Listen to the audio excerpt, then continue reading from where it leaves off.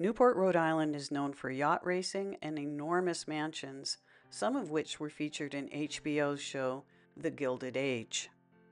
Like the Hamptons today, having a home in Newport let you show off your wealth and escape the heat of the cities in the summer.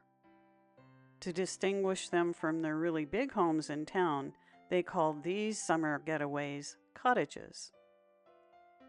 My sister-in-law and I toured 3 of them, starting with the Elms. Built by Philadelphia coal baron Edward Berwind, this home was designed to look like a French chateau.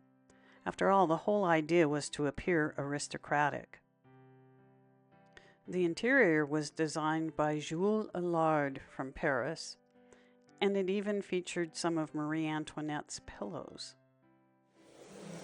I love a fountain, and nothing says opulence more to me than having one inside the conservatory in your home. But I wonder if it made guests ask, "Excuse me, where is the bathroom?" Because they always make me want to pee. Speaking of which, here is Mrs. Berwin's bathroom. The thing next to the toilet is a place for recuperating from horseback riding. I think it was also like a bidet, to be honest. Here's Mrs. Berwin's bedroom. Keep it in mind when you see Alva Vanderbilt's bedroom at Marble House later. Imagine you're a servant surrounded by luxury and watched vigorously to make sure you didn't steal any of it. One tablecloth was worth as much as the highest paid servant's annual salary. And imagine mowing these lawns. There's a lovely cafe behind the Elms where we had a fabulous lunch.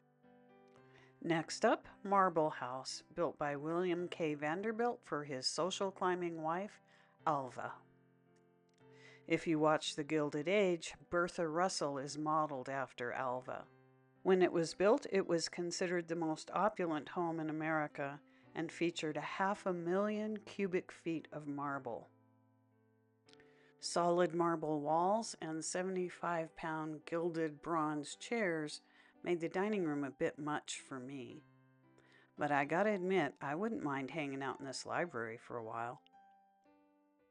I'd rather sleep in the library than Alva's neoclassical French bedroom. I had to borrow a photo to show you the whole thing. Alva's social climbing extended to her beautiful daughter Consuelo, who she molded to become the future Duchess of Marlborough. That let Alva get access to the aristocracy. Look how grim her bedroom is compared to Alva's. For some reason, this Gothic room just visually overwhelmed me. I certainly wouldn't have wanted to hang out in there either. Last was the Grand Salon, also known, for obvious reasons, as the Gold Room. Must have been something with all the candles in the chandeliers. Our last stop was the Breakers, an 138,000 square foot cottage designed to look like an Italian Renaissance palace. Here's the dining room. These chairs look plenty heavy as well. So are the Baccarat chandeliers. I love this fountain too, though I could only see it through the dining room window. After dinner, men went to the billiard room to smoke cigars and play casual games.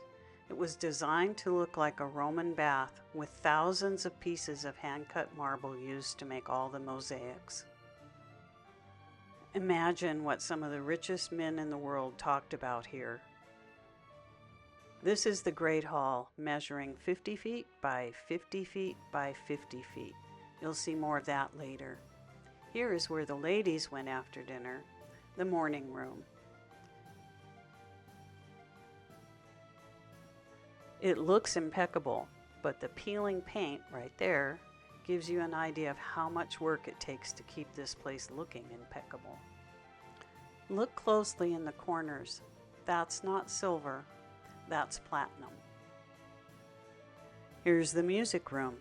It was used in the Gilded Age to represent Bertha Russell's ballroom. It's designed in the French Baroque style and is intended to look like the interior of the Paris Opera House. The Vanderbilts celebrated weddings, debutante balls, and other events in this room. Here's the library. There aren't a lot of books, but those that are there are actually original to the house. This looks like the place where the gentleman would seriously discuss politics. There's the grand staircase ascending from the Great Hall.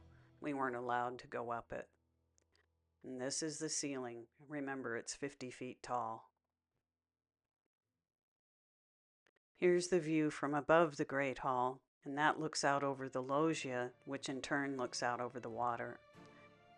This is Gladys Vanderbilt's bedroom. Like Alva Vanderbilt, she married into aristocracy as well, becoming Countess Chazigny. I like the more subtle decor.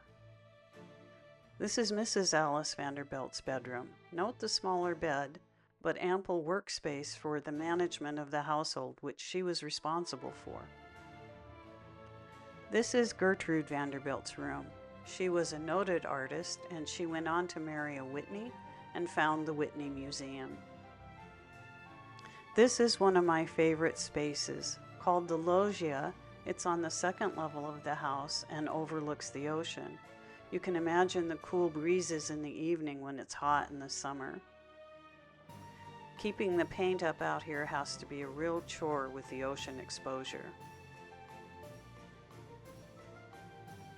Last stop before the gift shop was again the kitchen area, which was suitably enormous.